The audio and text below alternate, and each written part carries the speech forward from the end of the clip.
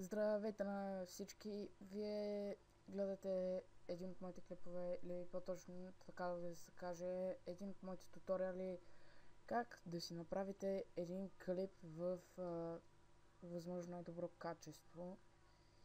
И ето го начина. Първо Import Media и си избирате там клипа, разбира се. Ако не знаете, за всеки случай, влачите го до таймлайна и това, ако тук не вие на 1920x1200 го правите, т.е. по принцип май на 1200 и... но да бе, нещо такова беше, нека си е такова е. Просто го правите на 1920 и тогава графиката ви ще е възможно най-добра, ама също така ще как да ви го кажа, много бавно ще се рендърва самия клип за такава графика, тъй че аз препоръчвам да е просто на 720p, окей. Или ако е по другия начин, ако искате да ви е на 720p, цъкате Produce and Share и MP4 with Video Player up to 720p, Next и то почва да ви го рендърва.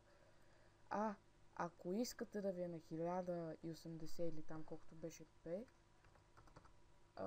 оправяте това на такова. Тук трябваше 1200, бе. Не, опа, какво направих? Да, 1920. Що те, бе? Все едно. Просто го правите така на 1920 или 1921, цъкате Produce and Share, Next. Не бе, какви върши? Production Share и Custom Production Settings. Next. Аз тук цъкам Windows Media Video. Next. И просто почва да ви го рендърва, ама вие си го запазете къде ви го рендърва, разбира се.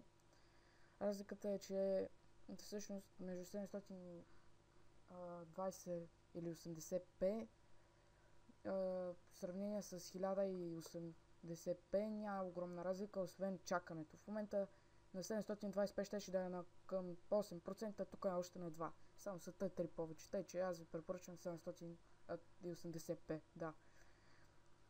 Това беше от мене. Посетете канала ми за още такива клипчета и такива глупости. Благодаря ви, че ме гледахте. До виждане!